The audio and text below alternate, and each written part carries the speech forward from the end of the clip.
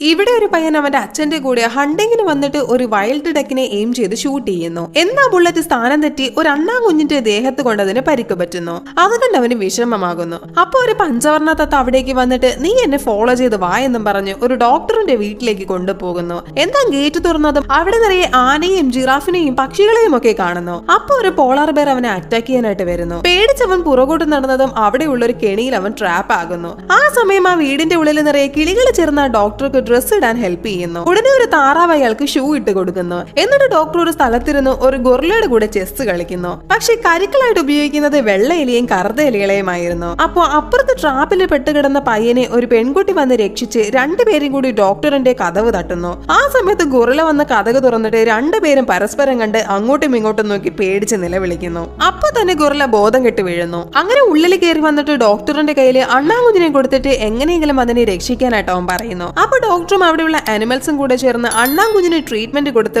അതിനെ രക്ഷിക്കും.